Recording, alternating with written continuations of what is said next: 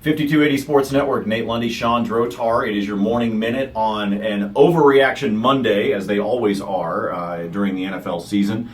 So we start to overreact by the folks that have said, well, wait a minute, Shawn, the Broncos offense hasn't done this, the Broncos offense hasn't done that. Well, what about this injury? Well, at the end of the day, they're 2-0. Can everybody just REELLAAXX?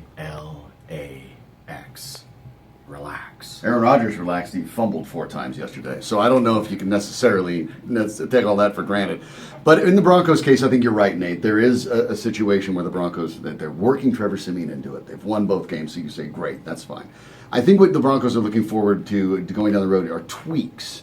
Because as Siemian gets more and more comfortable, the Broncos' offense is going to have to do more than they have. The defense themselves even mentioned it a bit in the post-game, as well as some of the Broncos players too. But this is a bit of a week-to-week thing. You can look at the offense, Nate, and against the Colts and say, well, the Broncos are doing this. There are 2 ways to think about it.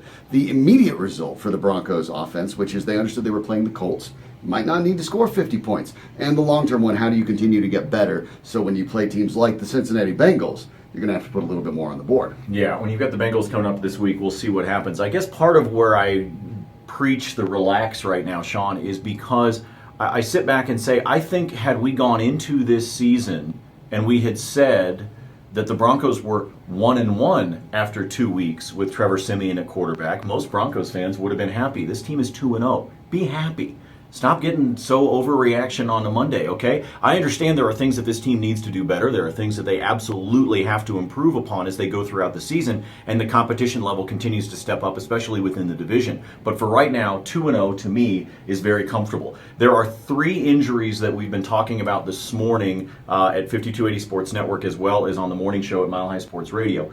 Those involve Donald Stevenson, they involve Virgil Green, and they involve Demarcus Ware. In my opinion, for me personally, the biggest ones are the ones that are happening along the line. Stevenson and Virgil Green, and I would even lean to Virgil Green a little bit more than Stevenson, only because there's just no health going on right now at the tight end position. But Shawn, overall, what's your biggest concern as an injury? Well, I think you can make a very good case for Green because what you're talking about, there's one healthy tight end left on the roster in John Phillips, but I am concerned about the offensive line. We saw Michael Schofield when he started at right tackle last year. It was not good. I think he's made incremental improvements. He was certainly better yesterday, but I don't know if that's a long-term solution. But it is a testament to the Broncos' depth, Nate, that Demarcus Ware is going to be lost for some stretch of time with a broken arm. And that's the least impactful injury we're talking about for the Denver Broncos. So that's another bit of a pretty good sign for a team that's now 2-0, all alone atop the AFC West on their way to Cincinnati. Yep, now they have to go on the road for the first time this season. We'll be previewing that throughout the week. We'll get you the latest news and notes out of Dove Valley. That's what we do around here.